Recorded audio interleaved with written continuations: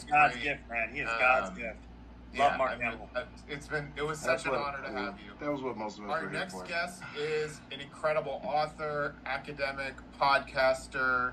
Scott Galloway is a professor of marketing at the NYU Stern What do you think, guys? Tell us in the comments. What do you think so far? His podcast, blog, and YouTube channels are some of the biggest on the internet, reaching millions. I personally listen to a few of his podcasts. Please welcome author, entrepreneur, and internet celebrity, Scott Galloway. Thanks very much, Ross. My name is Scott Galloway. I teach at NYU. I consider myself a man, and I think my job is to provide and protect, and the way that manifests in this age is to ensure that Vice President Harris is in the White House. I'll touch on three things. First is the economy. I don't think the Democrats have done a great job messaging around the economy. Here's the data. Since 2020, real GDP growth across the G7 has averaged 3.5%. Germany and the UK laggards less than 2%. Real GDP growth since 2020 in the United States has been 8.5%. It has been double with the average GDP growth across the G7. We say, well, the economy's running hot. That must mean there's terrible inflation. Our inflation is the lowest across the G7. So let me get this.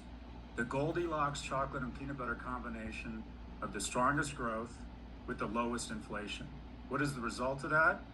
15.4 million new jobs created in 3.5 years. More jobs than have been created in any 8-year tenure of any presidency. Fun fact, China has shed $6 trillion in market capitalization in the last 5 years. The S&P in the United States has doubled. There are 195 nations, 194 of them all wish they were the United States. The Biden-Harris administration has put on a master class in how to pull off the strongest economy in the world. The best investment in modern history is the investment the Biden-Harris administration have made in Ukraine.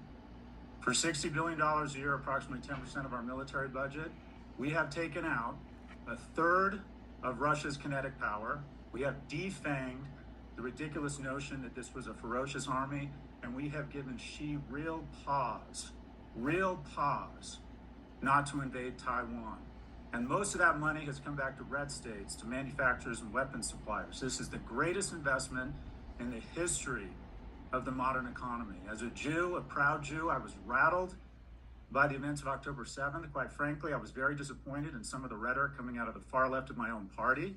I haven't become a one-issue voter, but I'm very concerned about Israel. And here's the bottom line on Biden-Harris as it relates to Israel. No one has been a more steadfast ally of Israel than Biden-Harris.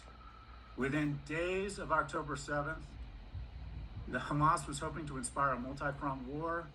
The Biden-Harris administration immediately deployed 2 carrier strike forces and told Iran and its proxies to sit the fuck down. Nobody has been stronger on Israel than Biden and Harris. And all this tough macho talk about the notion that finish the job. Well, guess what? In addition to winning this war, which we will, we need an enduring, lasting peace. And who do you trust to figure out the nuance and the diplomacy of a lasting peace in the Middle East? Secretary Blinken, Secretary Austin, and President Harris. This is how we Zionists get an enduring peace in the Middle East. Finally, I raised 2 boys. I should say I'm raising 2 men. Whether we want it or not, the president is the premier role model for young men and women around the world. I am entirely certain a President Harris would never mock the disabled. I'm even more certain that a President Harris would not have sex with a porn star and then try and cover it up illegally with campaign funds. I'm entirely sure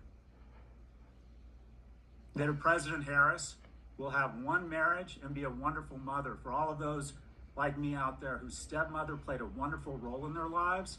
She is a wonderful mother. I invite all of you like me who have spent the majority of their life talking the talk but not walking the walk to decide if this is a principle, not just an opinion, and the difference between the two is to sacrifice. So I want to do that right now. There's different ways to contribute your time, your treasure, and your talent.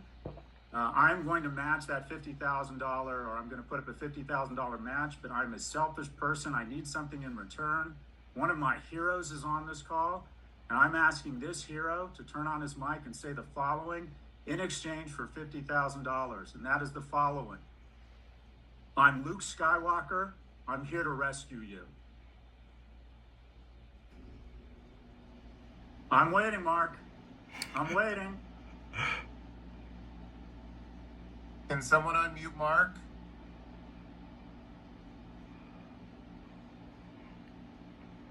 Can we unmute him? There we go.